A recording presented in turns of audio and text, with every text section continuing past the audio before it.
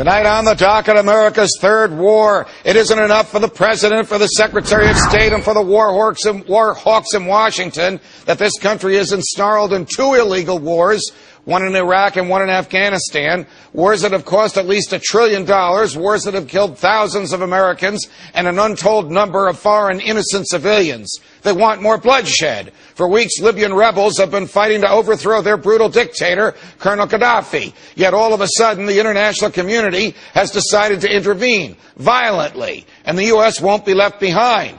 President Obama and Secretary of State Hillary Clinton have led us into a third unethical and non-defensive conflict, this one in Libya. This is unquestionable proof that when it comes to war, there is little difference between Republicans and Democrats.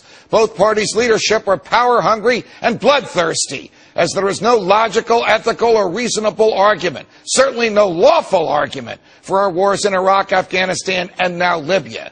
But let's not forget, this action is brazenly unconstitutional. Congress did not declare war on Libya.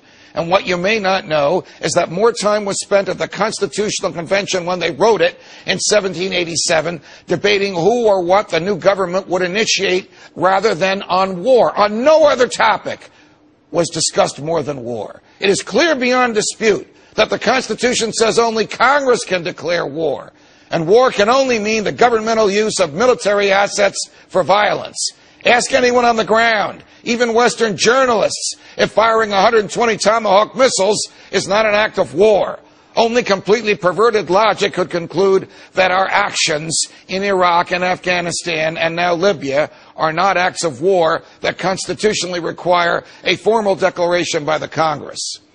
Here now, one of America's strongest critics of wars of opportunity, a true champion of liberty, Texas Republican Congressman Ron Paul. Congressman Paul, welcome to Freedom Watch. Thank you, Judge. Why would the President of the United States go to the UN Security Council and not the Congress to get approval to wage war in Libya? I think he philosophically believes in one world government. He wants to keep nudging us in that direction. I don't believe that he has a conviction that national sovereignty has any value. So therefore, if they can diminish the Congress, and if he diminishes the Congress and he can get his authority from the United Nations, this enhances what he believes in.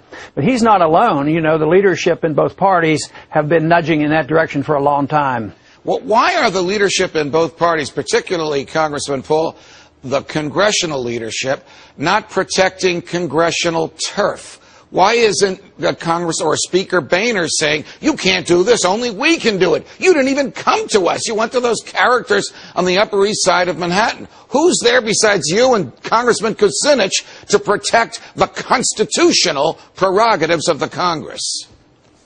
Well, we have a few more, but our numbers are small. We tried to do something last week about bringing troops out of Afghanistan. Our numbers are growing, but at the same time, we barely have a number worth anything to get us out of Afghanistan. Here we are getting ready to start another one. No, this is a real conundrum to think of all the effort the founders went to make the Congress the most important body, that they are the most willing to give up their prerogatives and give it to the executive branch and the judicial branch, and onward and onward. Our leaderships in the House, as long as I've been there, have always deferred to the executive branch. And it's on both sides, either Republican or Democratic president, they seem to enhance their power. And, you know, we can complain and moan, which I do all the time, about the dereliction of duty by the Congress. Right. But what about the American people? Right. The American people should be saying, and I think they are. I think they're starting to say this, and they're pretty annoyed by Congress always capitulating to the president. You know, you and I disagreed with the authorization for the use of military force, which the Congress gave to President Bush in 2001, and which he used as his legal authority to have the military enter Afghanistan and Iraq. But at least he went to the Congress. At least there was a debate. If President Obama had come to the Congress and there had been a debate on whether or not we should bomb Libya, what would you have said in that debate? Well, of course, I would say it's unnecessary, it's wrong, it has nothing to do with national security, it has nothing to do with the defense of this country.